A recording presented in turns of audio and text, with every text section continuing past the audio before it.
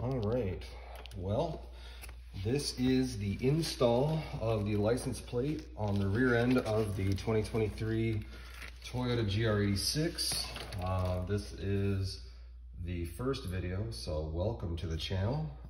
It might be the first and the last video. I don't know, but I searched all over YouTube and I could not find an easy tutorial for how to do this, so I'm gonna do it.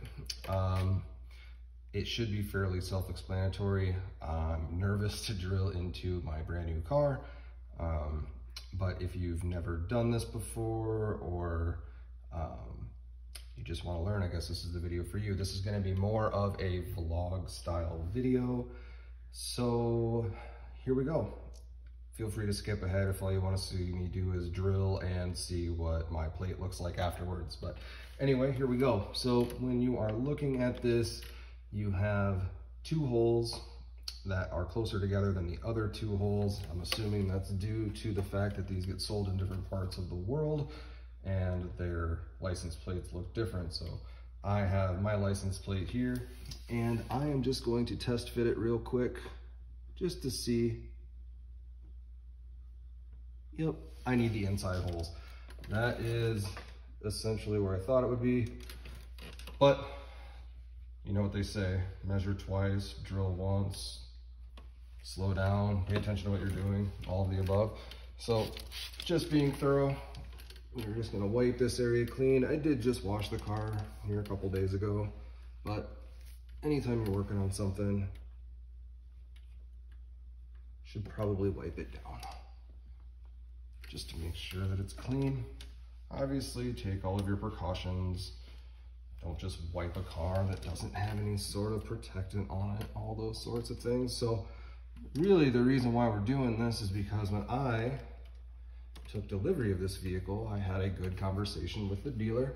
I worked through Motor in Toyota out of a place called Carroll, Iowa. And our salesman was very, very good.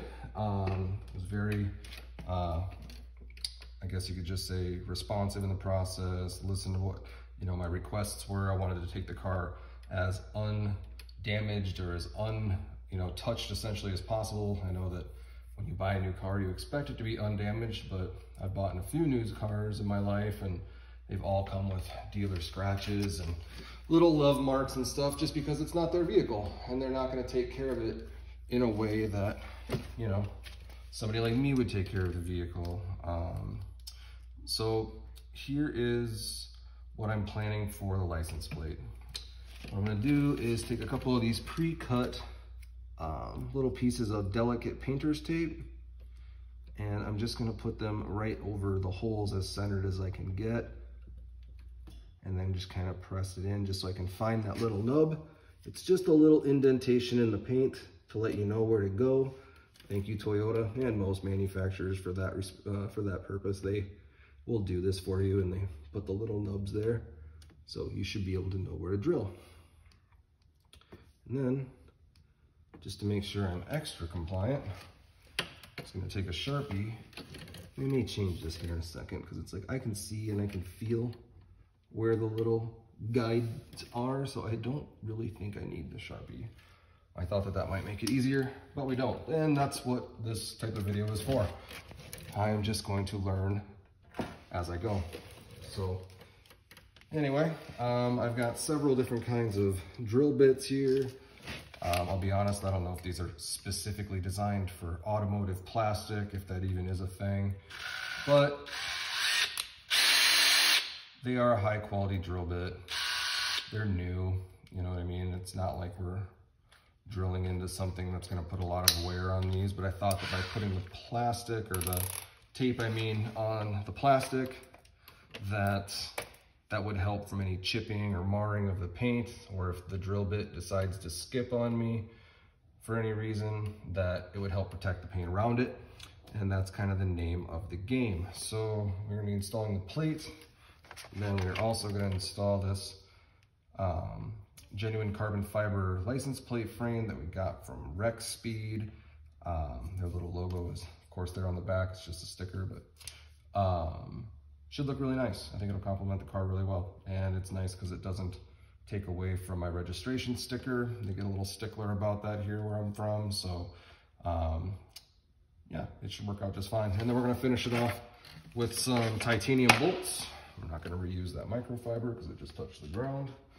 But some bolts here from Happy Endings. I got the titanium ones. They are pretty pricey for what you get, but they are definitely, they have a cool factor to them. They're made out of titanium and they're burnt. So if you have like a titanium burnt exhaust tips or something like that, you know, they probably complement that. That's probably a look that I'll be going for at a later part of the build of this car. The build of this car is going to be slow. I really want to get to know the car in its stock form before I start changing and modifying things. But this is just one of those little mods that, you know, kind of satisfies the itch a little bit, and is just one of those nice little easy mods. Not everything has to cost thousands of dollars, because it seems like everything I build online ends up costing that much. So I'm sure everybody watching this can feel the pain. They've been there. So I think what the plan of attack is here is we're just gonna drill the smallest hole possible with this little drill bit. Just make sure that we get the holes in there exactly where we want them to go, and then progressively go up. I have 3 different bits. I may only need 2 of them. And I wanna make sure that, of course, I just have nice guides for the new screws to go into. So here's the moment of truth, I guess. Here we go.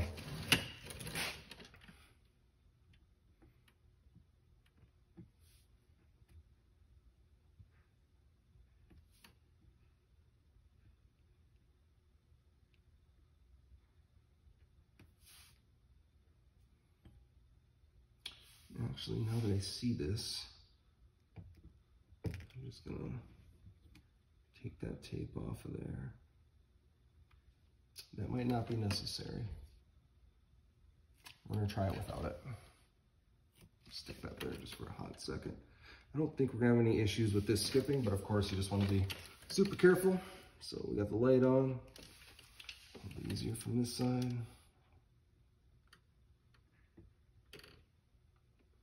There it is. Slow and steady.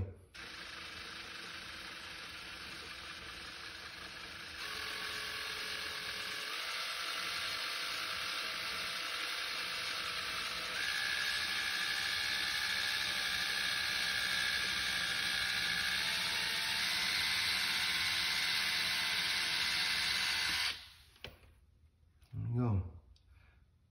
Isn't much to it. There isn't much there. I was thinking that maybe there would be some sort of backing behind there, but I didn't get a whole lot of feedback from the drill there, but it was very simple, so I know this was kind of a precaution measure just to make sure, but again, learning in real time. So we are going to not bother with that. We are going to move on to the next one. I'm gonna be very careful and make sure that we put it just where it needs to go.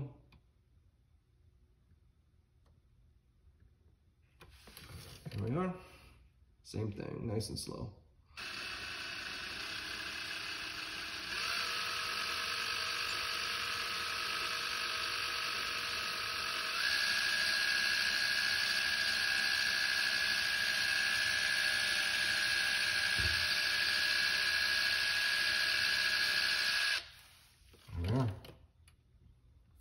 That is the first holes drilled. Now the thing is, everybody's application here is going to be a little bit different as far as how big of a hole they need to drill. And I'm sure there's all different types of ways that you can affix these to the car. These are just a very simple, basically like a self-tapper screw almost. They're just made out of a fancy material. I am going to go up to the next size just because I don't think that that small one is really going to cut it. But I'd be curious to know what other people do, honestly. Like, I've never had to drill a car before. My other new car that I purchased a while back already came with pre-tapped, threaded bolt holes to put your license plate in the back. It just came with these nubs, essentially, or these indentations on the front. And I don't run a front plate on my vehicles, so that was inapplicable. So this is just the next size up. Now that we have a pilot hole, this should, you know, go a little bit smoother, a little bit easier. But I think I'm actually going to try and make this the last drill, just to make sure that my hardware fits accordingly. If it starts giving me too much feedback, then I may go up one more size, but I don't want it to obviously be loose. I'm sure there's a joke in there somewhere, but.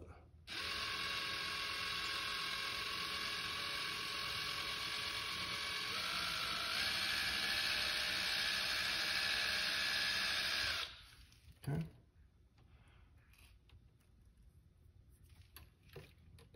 A little bit more.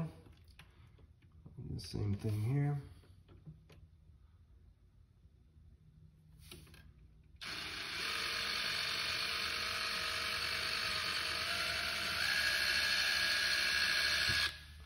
A bit more.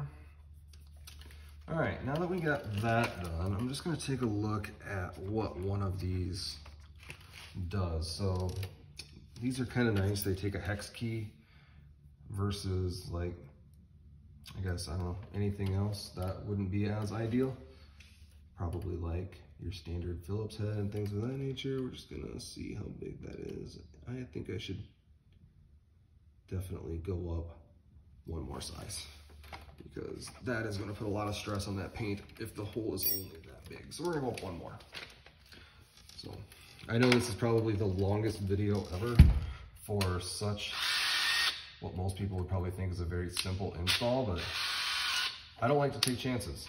You know, I try to research just about everything I can when it comes to my vehicles, because I would hate to make a stupid newbie mistake.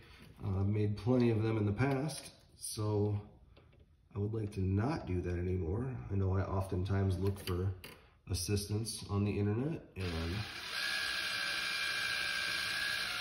who knows? Maybe somebody will see this one and be like, wow, that, if nothing else, made me not as scared to drill my own bumper. And it's not that this is rocket science by any means, but I also know that salesmen get in a hurry, and it's usually a salesman that does this sort of thing, and if they're off or they don't take their time, now you get crooked plates.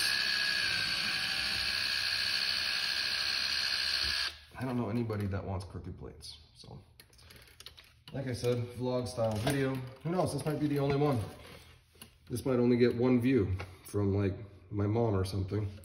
And if you're watching, hi Mom.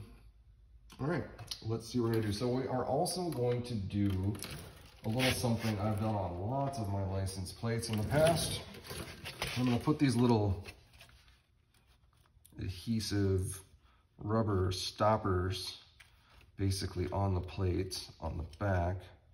Usually try to put them right in line with the holes on the back, just so that way there's less of a chance, of course, of, again, damaging the vehicle. All of this is just to make sure that we're taking no unnecessary risks. Nobody's ever gonna see it if you put a little rubber nubby thing on the back of your license plate, and it just holds it off the paint from rattling and stuff like that nature. So now that we've got it on there, we should do a test fit. So we'll pop a couple of these out of the box that they came in. And shout out to Happy Endings. What an excellent presentation of your product in like a nice little tin with a clear see-through window. I mean, presentation value is on point. I'm trying to remember how much these were. I think they were, somewhere between like $30, I think, and $35. Of course, prices are gonna change and fluctuate, but for 6 bolts, that's kind of a lot.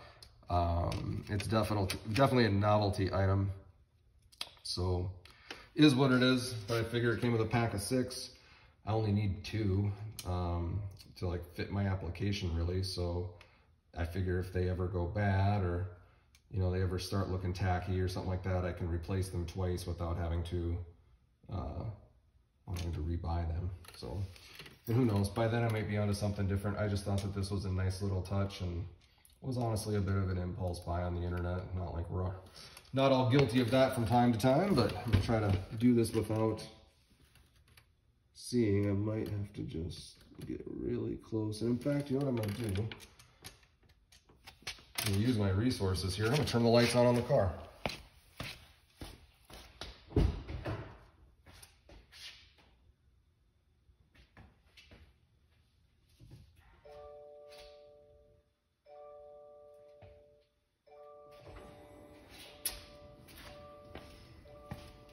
All right.